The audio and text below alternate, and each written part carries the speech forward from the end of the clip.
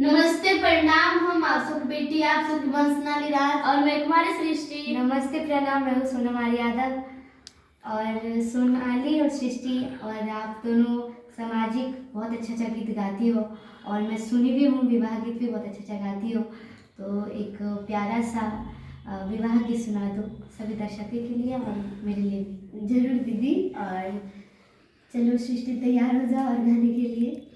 नान्हे चुकी से पोस की से आन कनिए पापा जी, नान्हे चुकी से पोस की से आन कनिए पापा जी, जांघे बाई ठाके कन्यादान कनिए पापा जी, जांघे बाई ठाके कन्यादान कनिए पापा जी, अपना जंजलवा उतार लेनिए पापा जी, अपना जंजलवा उतार लेनिए पापा जी, हम की जंजलवा में डाल देनिए पापा जी, हम की जंजलवा में डाल देनिए पापा जी, अंगूठी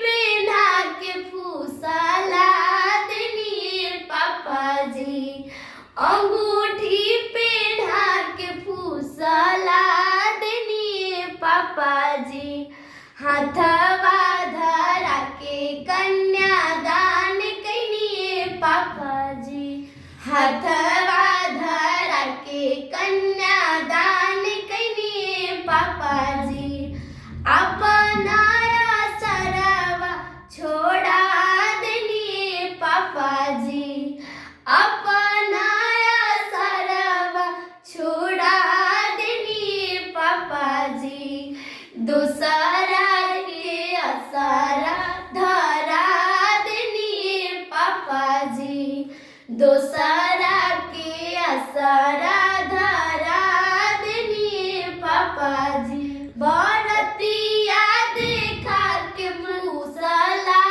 देनिए पापा जी, बरतिया देखा के फूसला देनिए पापा जी, डोलिया चढ़ा के हमके विदा कनिए पापा जी, डोलिया चढ़ा के हमके विदा कनिए पापा जी, अपना दुआरवा छोड़ा देनिए भैया जी, अपना दुआरवा छोड़ा देनिए भैया जी, दूसरा के दुआरा बैठा देनिए भैया जी, दूसरा के दुआरा बैठा देनिए भैया जी।